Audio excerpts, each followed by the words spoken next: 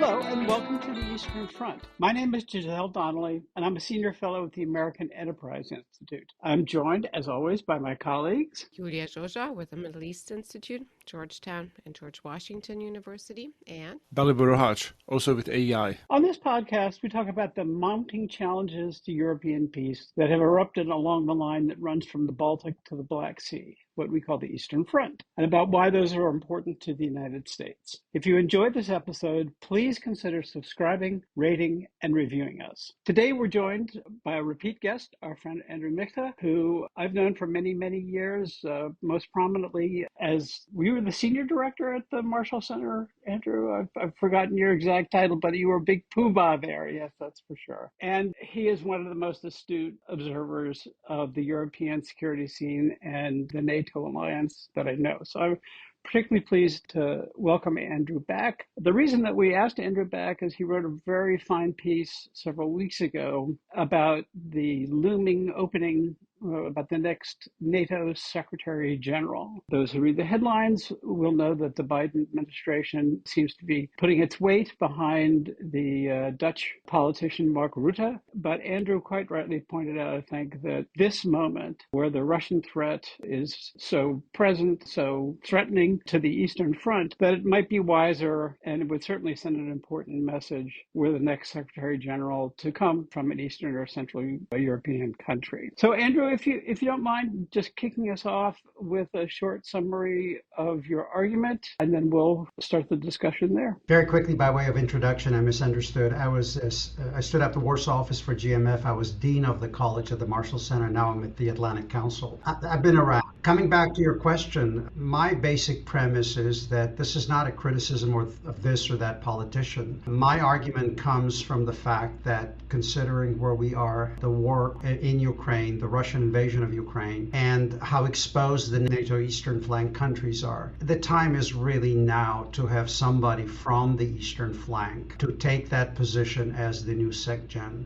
The reason is twofold. Number one, there's a very keen sense of threat. To put it in the vernacular, the countries along the flank get it. When I'm in Helsinki or Tallinn or Riga or Vilnius, Warsaw, or in Bucharest, there's a clear sense of what's at stake, why Ukraine cannot be defeated, why it needs to win and defeat the Russian military, and also what it means for NATO should the Russians crush the Ukrainian resistance. Now, I believe also the second point is that selecting somebody from the flank would send the right message to the Russians, especially to Moscow, to Putin. Now that NATO is dead serious about deterrence by denial, that this is not just verbiage, that the regional plans will be properly resourced. We now have plans that require special, specific, identified exercise capabilities. Bottom line, just to sum up, I don't want to go on for too long, the time is now to have somebody from one of the flank countries to take the helm and to set the agenda and to steer the alliance. let me follow up on that. I mean, you're preaching to the choir when it comes to NATO and the Eastern balance, but I want to make it a little bit more difficult.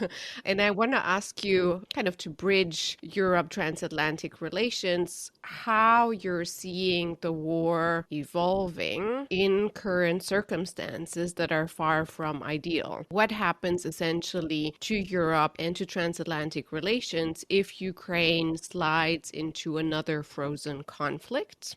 However you want to define that Russia is not pushed out of Ukraine entirely, not even by far in current circumstances. The government in Kyiv is forced to an unseeming peace deal, no matter who the president will be in the United States next year. So how do we prevent that? Because I know you're not a fan of this scenario, but how do we manage to prevent that? How do you convince reluctant members of Congress to support Ukraine now in 2024 and going into 2025? Yeah, this is a great question. And as you know, I've written repeatedly since the beginning of this conflict, and actually since the Russian invasion of Crimea, that this is a system transforming war, and unfortunately too few among our leaders seem to recognize that, both in Europe and in the United States. There's still no ability to think strategically of the implications of that war. That's the first point. The second point is I have been very critical of the notion that you can somehow secure Ukraine without bringing it into NATO.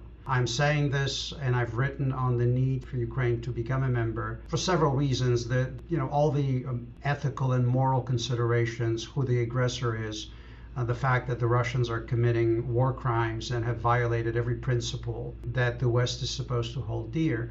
This is simply the most cost-effective and most direct way of ending this conflict, securing Ukraine, and setting the path forward for a regional solution to the security equation on the eastern flank. There's no one country solution here. Russia will remain a chronic threat to Europe and to peace in Europe. It's not an acute threat as our documents, national security documents, speak to it.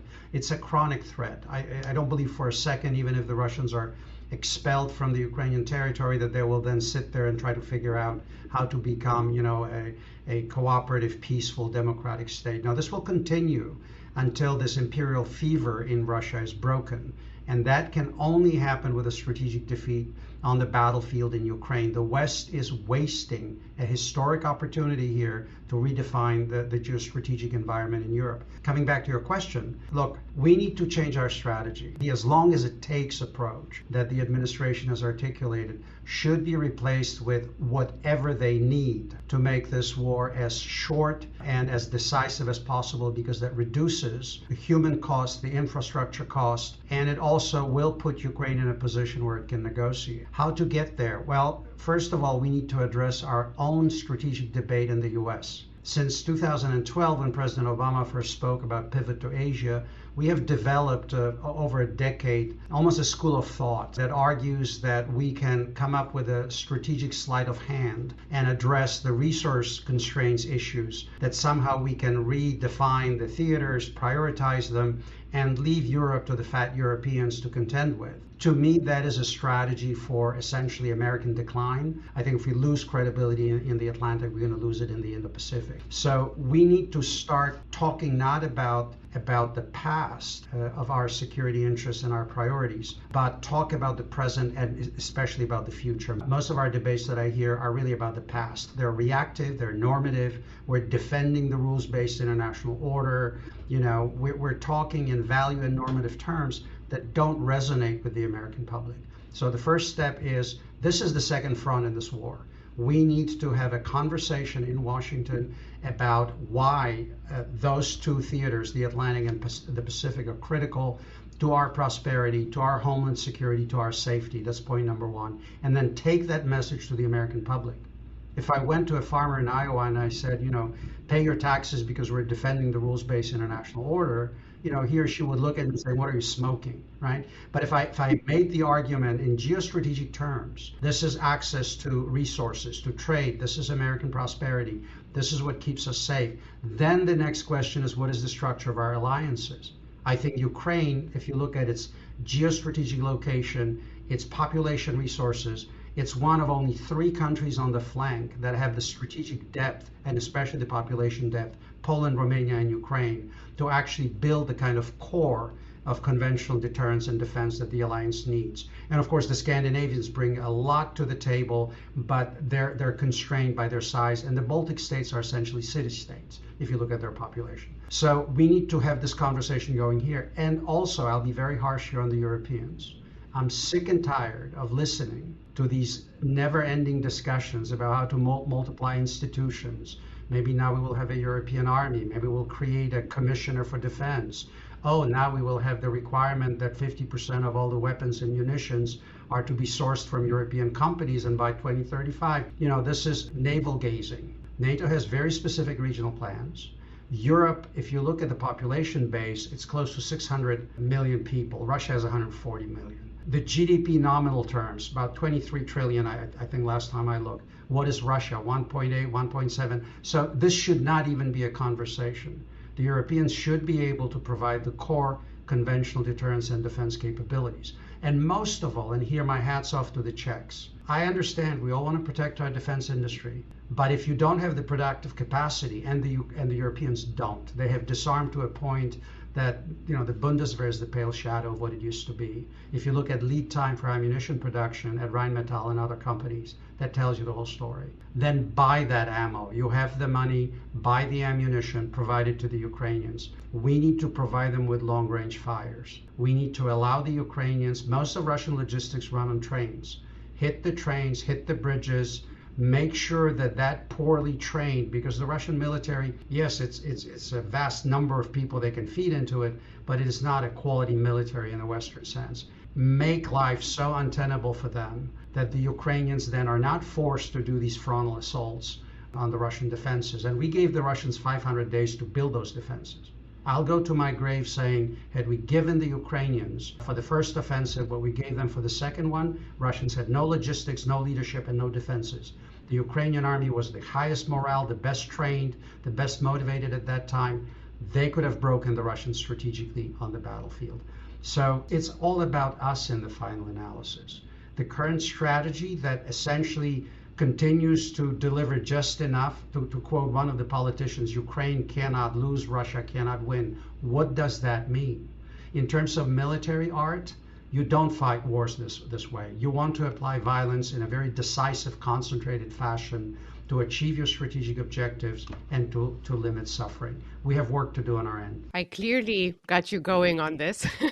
And let me follow up with a quick question, because I think we all agree that Europeans must be doing better and that here we need to find consensus to be not prioritizing one theater over the other, but doing more than one thing at the same time, and we need different capabilities, etc. But the problem is also the money, right? We've given Ukraine enough in 2023 to hold while Russia has been rearming, and we have not moved, but neither in Europe nor in the United States, for obvious reasons, our economies significantly to war footing. So we have limited capacity to sustain. To be able to put Ukraine at least in a advantageous position for negotiations, now that they're essentially losing ground, we would need to essentially surge the numbers in terms of financial support on the US side and multiply by many times on the European side. So how do we get there in the next year? How do we get there to convince Congress, bipartisan, that the supplemental should not only be replicated or approved, but that we need a new strategy? We probably need to surge the numbers. What does that look like? And how do we convince the Europeans to act, and particularly the Germans with their industry, to transform their economies somewhat to war footing to be able to sustain, or to spend a significant part of the EU budget on defense of Ukraine and of the continent? It has to come from the leadership level. I mean, really that simple. I spent last 7 years working in Germany overall. I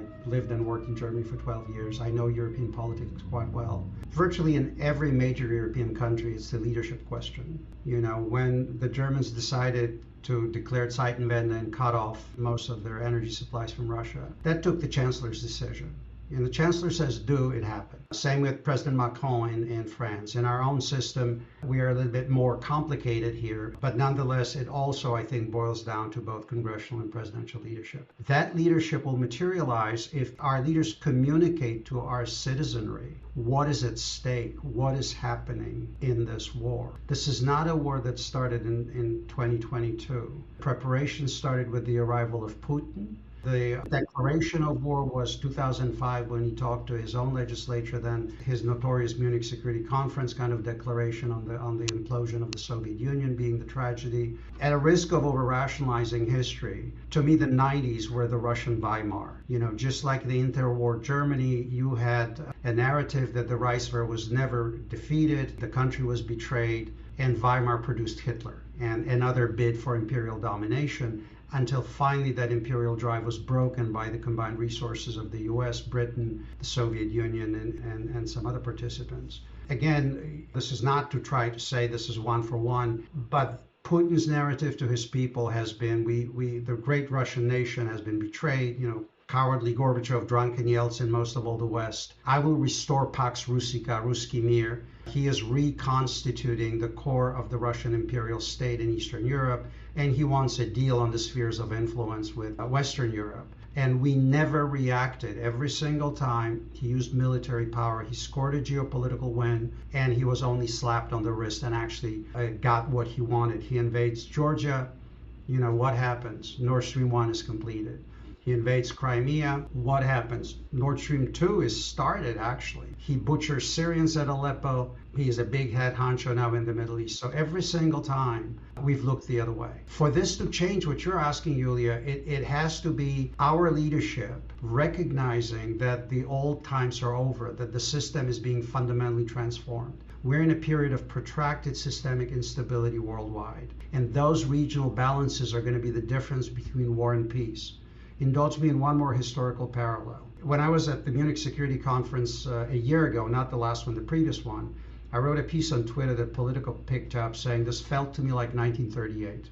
We were sitting here, at the Bayerischer Hof, eating good food, drinking lattes, and there was firestorm in Ukraine, and everybody was talking about how we need to find a solution to the problem. Back then, you had two major powers, Germany and Japan, arming at speed and scale. You had Europe that was delusional about diplomacy and unwilling to face the facts, and the United States that was not ready for war and inward looking. Today we have Russia and China. This is an alliance in effect. I don't care what people call it, and actually they're aided by North Korea, Iran, and some other smaller players. So we have an axis of dictatorships that are facing us. Number two, they're both arming, Russia and China, not to deter or defend, but to attack and revise. Russia is a quintessentially revisionist power. Putin is relitigating the outcome of the Cold War. And the Chinese are bidding for regional hegemony in the Indo-Pacific, and they want to revise the entire form of global governance, how the system operates at every level, economic, political, and so on. And they're getting a lot of traction in the so-called global South because we're not competing in the ideological domain as we used to compete during the Cold War. We're not even recognizing that. And, that pre-war period ended with horrific destruction, millions of lives lost. So if we don't understand how dangerous this moment is, if we allow these regional balances implode, we will have potentially a wider war on a global scale. When we say World War II, it was really a confluence of several regional campaigns that then morphed into this larger and expanded into this larger battlefield. It's about leadership. And unfortunately, as the cliche goes, good times don't produce leaders, they produce managers. And we've lived this peace dividend. We've been, I said this to a European colleague who got very offended. I said, you've been rolling in butter for 30 years. And a CSU politician, I remember telling me how Germany will lead, and I finally got frustrated. I said, it's not the same thing to be fat and to be strong. You really articulate a strategic vision. You have a crucial role to play. Germany is the largest player on the continent. With the Brits out of the EU, the EU is a much more continental organization and much more kind of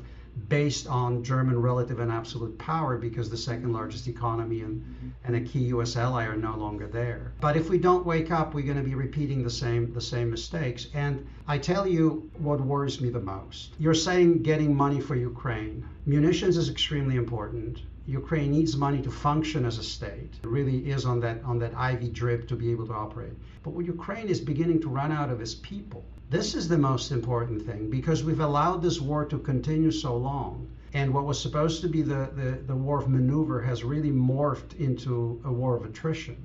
The army, that we've been training since 2015, since the Crimean invasion, that army has been pretty much attrited in this conflict. And so Ukraine was about 52 million when it became independent in 91, right? Roughly around that. I think when the Russians invaded Crimea, and then when this war started in 2022, it was close to 40. I think right now, somewhere between 25 and 30 million people is what you have in Ukraine. The average age of a Ukrainian infantryman today is 43, between 41 and 43. The mobilization issue is such a burning issue because President Zelensky knows that you need those young men after the war to have families, to have babies, to rebuild the country. But the numbers are now such, the Russians have shown they can fight and mobilize at the same time. The Russian army that's going to come out of this is going to be much more dangerous. Those officers that survive, they're going to school on NATO systems, on Ukrainian systems, which also impacts us. I keep telling every politician and military guy I can talk to that the longer we allow this continue, the more of a Russian database on how we target, how we operate, how our C2 works, and all of that will then be used against us in a putative confrontation. Notice how much more effective Western systems were initially, because the Russians had no idea how to respond. Look what's happening with the Patriot, with the HIMARS, and the rest of that. So the Russians are learning, fighting the Ukrainians. They're also learning NATO procedures, NATO systems in part, and they're prepping and they're degrading the relative effectiveness of this. What to do about this dilemma? I think the Ukrainians will have no choice but to mobilize. This is going to be a huge political issue. But if they mobilize and we don't give them what they need, then the outcome will be more of the same. And then we know how this ends if the Russians have 1-4 population advantage and we continue the same strategy. Ukraine cannot lose, Russia cannot win, so we'll give you just enough. They need long-range fires. They need those ATACMS and we also have a lot of equipment that's going to rotate out, in terms of its expiration date, so to speak. That stuff should be given to them. So if the Ukrainians make this effort to mobilize, but we really resource them with weapons and ammunition, they can deal a strategic defeat to the Russians and render them combat ineffective. For this to happen, we need to stop constantly obsessing about vertical escalation. I think Putin has very effectively controlled the narrative of his nuclear threats. And because we've also communicated how concerned we are about this, and I'm not dismissing it, you cannot factor that out. But I think if you look at what would have happened had he used that, right? If he uses it, what are the implications? The Chinese have communicated in no uncertain terms. They don't want that. Not because they particularly care for the Ukrainians. They don't want to lower the nuclear threshold in the Indo-Pacific and don't want to change the entire equation. The Indians could not continue to fence sit. They would have to finally say, well, we're buying Russian oil at $20. Maybe we should actually realize what's happening here. And most of all, if what he wants is a spheres of influence deal with Western Europe predominantly, can you imagine a government in Berlin or Paris or London or whatever having any sort of negotiated agreement with a government that just used nuclear weapons on European territory? I mean, so I'm not excluding the risk. I think the risk is there. But I think 2 years, almost 3 years into this war, we know. If I may, I'd like to dwell on the politics of this moment in the US context for a bit. But before I do that, I want to come back to a point I think that is very well taken about Russia in the 1990s, which you made about the sort of parallel with Weimar. And I think one could argue that, in fact, the Russian experience of the 1990s is in some ways even worse than Weimar, that you could make the argument that Weimar, dysfunctional as it was, had an actual party system and actual procedural democracy, whereas Russia in the 1990s, if anything, was characterized not so much by democratization, but rather by a collapse in state capacity. And I'll make a plug for a forthcoming episode we'll have on the podcast with Maria Snegovaya, who has argued this in various scholarly outlets. But going back to the United States, I think, directionally we all on the podcast agree with you that what is needed is an alternative to people saying we have to stand with Ukraine for as long as it takes and switch to the, whatever they need approach. The question really is of how you build a political coalition in favor of such a shift in the policy approach, given, who is actually in Congress right now and who is actually, running the administration. It seems to me that the practical choice is one between, some continuation of the status quo and, those who say that we shouldn't be giving Ukraine anything. It's been, over 6 months since President Biden asked for supplemental funding for Ukraine. Congress hasn't done anything. Obviously, there are voices on the GOP side who I think would very much concur with your assessment, the sort of traditional hawkish Republicans, but they've been, rather ineffective in putting pressure on their fellow Republican legislators in trying to at least get the supplemental bill across the finish line. So do things really have to get worse in Ukraine before the political constraints, so to speak, in America change? I mean, there is a real risk. I think that people are underappreciating failure of imagination that actually things in Ukraine can turn really very much for the worse. That we sort of expect the existing lines more or less static over the coming months. But I don't think people are sort of appreciating the risk of, sudden collapse on some of the front lines. So what do you think needs to happen for the politics of this to change? Well, first of all, I would say when I talk to people, whether staffers or analysts here, take the temperature of where we are. I think the chances for the money to actually be passed is about 50-50. I'm not with those who say, no, this is not going to happen. And I also don't thing being Pollyannish about it is it's really going to be very dicey. But that's only part of the equation. That's on Congress. What's on the administration is changing the way we resource Ukraine in terms of weapon systems and munitions to actually provide this qualitative shift. We, in effect, raised such high expectations for the second offensive, and yet all of this happened while we could see what the Russians were doing. The Russians were laying minefields, building defenses. They're good at it. And so giving them that time to do it was arguably the worst possible decision that we could have given them. I think that unfortunately, Ukraine has now been so intertwined with our electoral politics that it's very difficult for people, as you've indicated, because in both parties there are people who would probably agree with us when we're sitting here talking about the need to assist. But this is now tied with migration policy, economic issues, trying to find ways to blame the opponent for every possible thing. This is about marginal gains in the electoral process.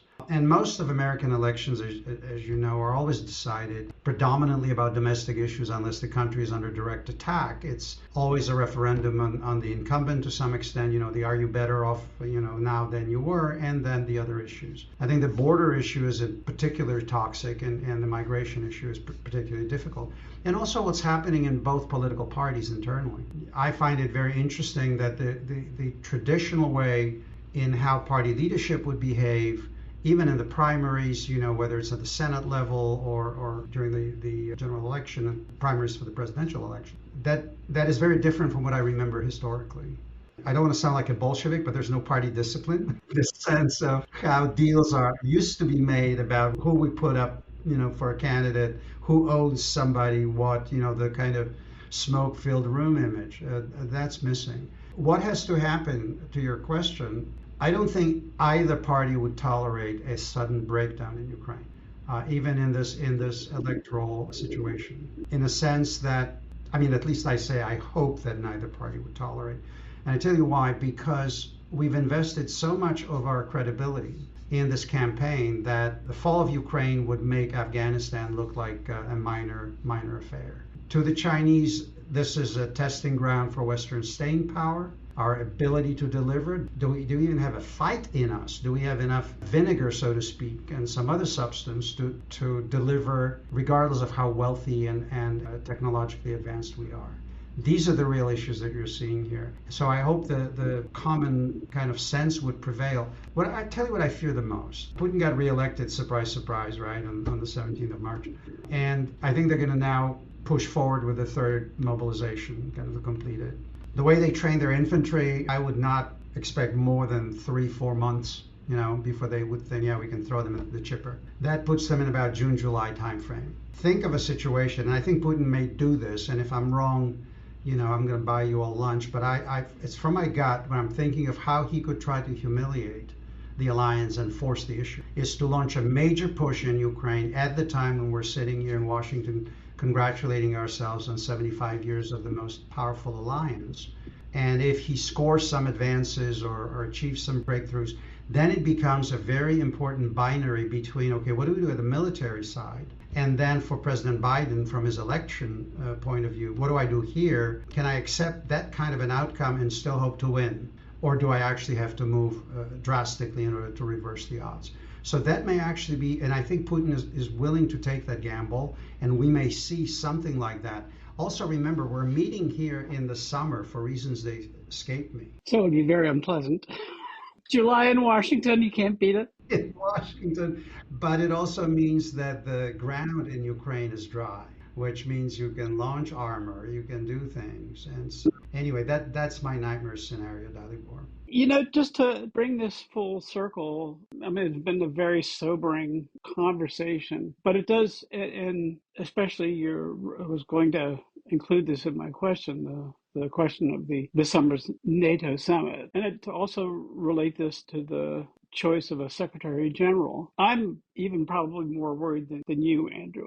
I think if there were a Russian breakthrough this summer, that I really question whether our domestic politics, our American domestic politics, and maybe even European domestic politics, in Western Europe would be resilient enough to come back from that, which again makes me think that even though in some ways the selection of a Secretary General is a symbol, it's a critical symbol. Again, to go back to your earlier comments, to have a SecGen from a frontline state would be a forward-looking statement. It would be also looking the reality square in the face, which is something that we have a difficult, again, that's been a big problem over the last couple of years. I mean, the default position is to go back to the times of rolling in butter and hoping that they will perpetuate themselves. I mean, rolling in butter is fun, is much nicer than facing up to unpleasantness. Again, it's not about Mark Rutte. He's been a very successful politician. It's not like Dutch politics, domestic politics, not that I'm an expert, but they face some challenges that he seems to have navigated with some skill. But it's not the same thing as being a symbol of a forward-looking, alliance that really looks forward to expanding the zone of liberty and consolidating the grip of the free world, so to speak, in Eastern Europe, which has been a no man's land and remains a no man's land to some degree, and which now faces, as you say, a chronic and very serious threat. And if, just to conclude this rant, we include the effect of the summit, I mean, I like you, I fear that it will be an exercise in patting ourselves on the back, congratulating the alliance for bringing in the Swedes and the Finns, which also great, but slightly beside the point. Again, not the same thing as concentrating the effort on where the fighting is actually occurring. So framing this in terms of an opportunity that must be seized and the consequences of failing to seize it, it does strike me that this, what appears to Washington, is kind of a bureaucratic, unimportant, or post of secondary importance to an American mind, is really much more critical than most people imagine. Yeah, I agree. I mean, and again, as you said, and as I said in the very beginning, this is not the criticism of Rutte as a politician. He's an accomplished public servant. It's not about him. It's about the message that this sends. And also from Putin's point of view, the likelihood that somebody from, say, Finland, the Baltic states, Poland, or Romania would react more forcefully in the event things start unraveling is probably, rationally speaking, higher. To your point about Europe not recovering or we not recovering, let me put it in a little bit different terms, but that's something that's troubled me for the last 2 years. Europe is politically unified, and NATO is politically unified when it comes to our response to Russia's aggression. But that's not the same as being unified in our appetite for risk-taking. In other words, during the Cold War, it didn't really matter where you were on the map, even if you were a neutral Swedish state or whatever. If the balloon were to go up, you were all in it. Didn't matter how far away from the flank you were. Germany was a frontier state. Poland is now in the same position as Germany was back then when it was the Bone Republic. The Russians had 54 non-Soviet Warsaw Pact divisions at their disposal. They're sitting in the middle of Germany. And so not only we took it very seriously, reforger exercises, remember, right, all of this, but the Europeans did too. There was no way you could differentiate yourself. To some extent, the fact that Russia is essentially a pale shadow of the former USSR works against NATO in the sense that it regionalizes our security optics, as I would put it. So if you're sitting right on the border, you get it. It's all about Russia because it's an existential threat. If you're Estonia, right, and you're overrun, you're risking your biological extinction. I mean, this is 1 million plus people, a city-state in effect. The Russians can very quickly decapitate the leadership, arrest it or kill it, and just literally exfil the entire population in a relatively short period of time. So it's quintessentially existential for the countries on the flank, even for larger countries, because for a country like Poland or Romania, losing a war means you're becoming a colony again. You're losing your sovereignty. Well, Germany is no longer a frontier state. It's got buffers. It's tried to manage the Russian question, so to speak, with political and economic means while it disarmed in order to use those resources for other social needs and whatnot. So it's a very different, it's more of a langsam approach. When I talk to French military leadership, I hear a lot about, yes, we are spending more, but a lot of this is for expeditionary capability and not for a major land war in Europe. A lot of it is, along the lines of Europe's southern borders, now deep into Africa. It's in the Sahel. It's no longer on the Med. Africa's problems are Europe's problems. We need to be able to address it. And as you move even farther, I joke sometimes in Lisbon, all I hear is migration, but not much beyond that. And my point is, until we get that sense of a shared threat perception, it'll be very hard for the alliance to credibly deter and defend, even I think within our own flank. And that's why meeting those regional defense capabilities that are tied to regional plans is so critical, because that is the message that NATO can do it. I mentioned initially our fear of vertical escalation and how the Russians are playing this out effectively against us. I think the risk of horizontal escalation is quite high.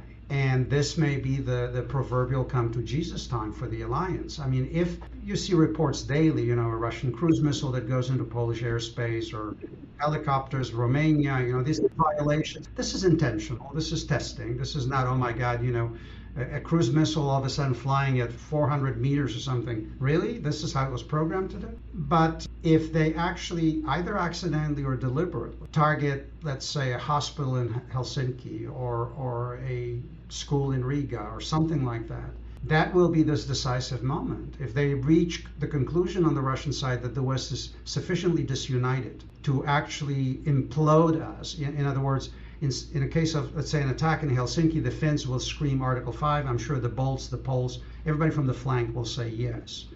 Well, how will Berlin respond? How will Paris respond? These will be the critical data points. And, if you respond as an alliance and punch them in the face, so to speak, in a way that they get it, because that's what it's all about. The Russians are not interested in negotiations.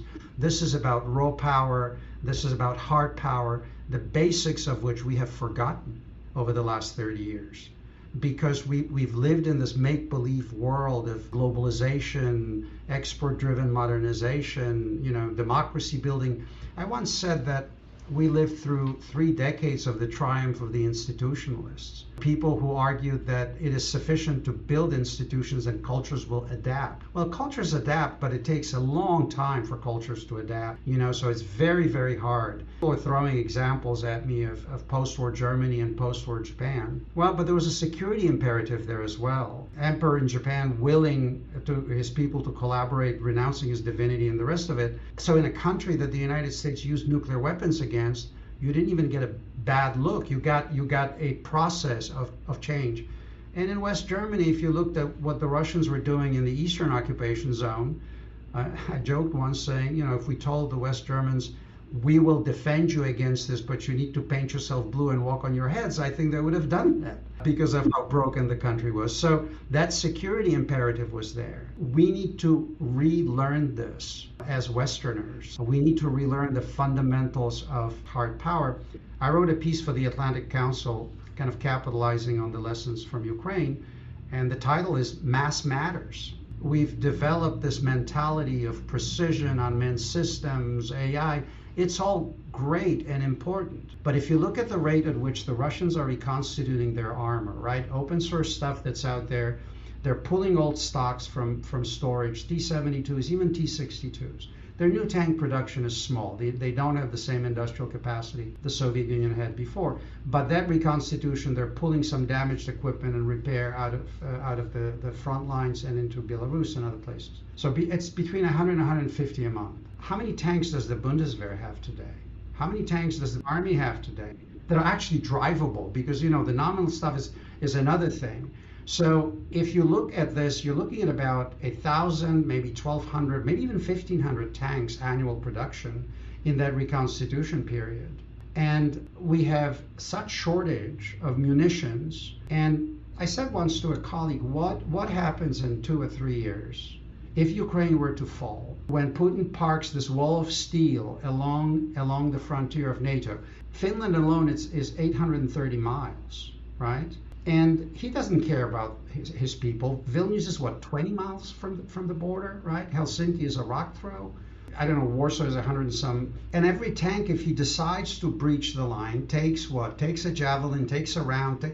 And if you run out, it doesn't really matter that you have precision systems. So we need also to have a fundamental sea change about how we go about purchasing weapons, purchasing munitions. We lived for 3 decades in this, just-in-time paradigm, because we could schedule our wars. On such and such a day, we need this in terms of logistics, munitions, blah, blah, controlled every domain. If things went bad, we could always hose it. That's over. Our logistics will be threatened. We need just-in-case stockpiling. I keep saying this over and over again.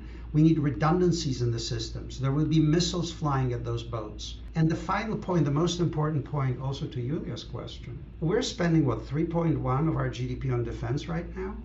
What was our average during the Cold War? Around 6.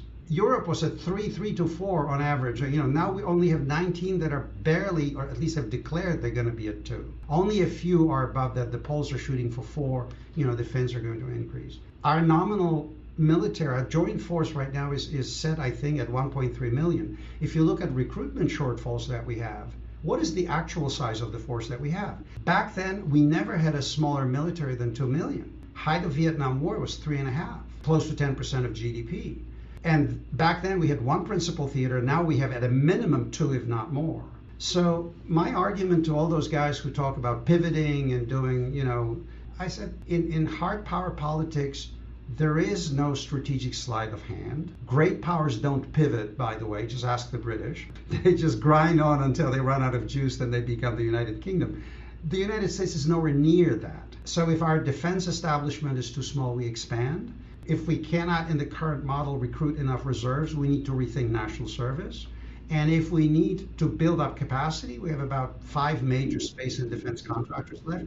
We issue contract. And of course, every time I say this, people hurl all sorts of invective at me. Oh, warmonger, this, then the other. But, these are the realities of hard power. We have now 2 states threatening to control Eurasia, subjugate Europe, and build regional hegemony in the Indo-Pacific and basically lock us back into our hemisphere. And if our dream is to become a Brazil on steroids, so be it. But that's also a recipe for American decline. Well, this has been a particularly bleak episode of the Eastern Front. Dalibor, I want to turn to you in the hopes that you can shed a tiny beam of sunshine into this. I will try. I was hoping to squeeze in one quick question before we wrap up, which does have a sort of optimistic tinge to it. So you mentioned earlier the Czech government and Czech president's initiative to supply Ukraine with 155mm shells sourced from all around the world. And one, I think, sort of underappreciated aspect of the initiative is that it has come hand in hand with an almost explicit disinformation campaign from the Czech government about the sources. It's been very opaque, but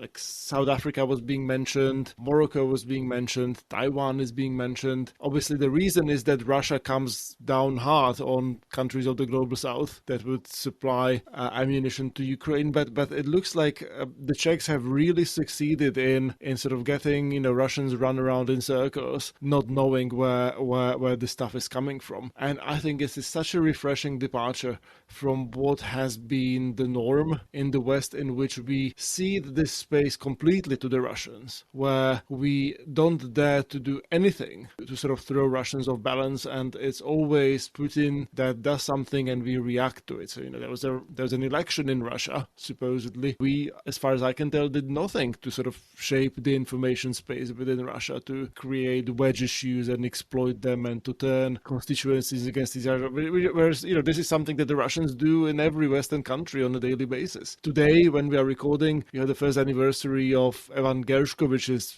arrest in Russia. I mean, again, like what was the Western reaction? I suppose, there are back channel negotiations and Russian thugs will be released from Western prisons. Like there are other ways of responding to such situations that, again, like throw Russians off balance. And it's almost as if we lost that habit. Do you think with, the sort of Czech initiative, we might be slowly regaining it? Can you point to other examples of really clever schemes that have thrown Putin off balance? Because it strikes me that that's something that needs to be done on a much more regular basis. Well, I think, first of all, let me say how proud I am of what the Czechs have done, because this is thinking outside the box. This is finally telling other countries in the EU, stop wringing your hands. You have money. You don't have the stuff because you haven't produced, but you have the money, okay? And that should be replicated. There are weapons suppliers out there, not just, the munitions that we're talking about. I'll use the example of Poland. Poland sent over 300 of its tanks to Ukraine, right? It needs to backfill those for the armored brigades. And again, this was to some extent post-Soviet equipment. Some of it was modernized, the T-72s that they call the T-91s, and then they sent some of their Leos and their howitzers and all of that. Well, the United States doesn't have the capacity to produce armor at scale and speed at rates that we would need. They went to the Koreans. Koreans have no dog in this fight. It's off the shelf. They went for massive contracts, and now all of this is hanging because of financing schemes. The deal has not been properly negotiated. The Koreans are not ready to provide financing. Europe has the money. This is no rocket science. Use the funds for countries that are sending weapons and munitions to allow them to backfill in the global weapons market and to get that capacity up to speed very, very quickly.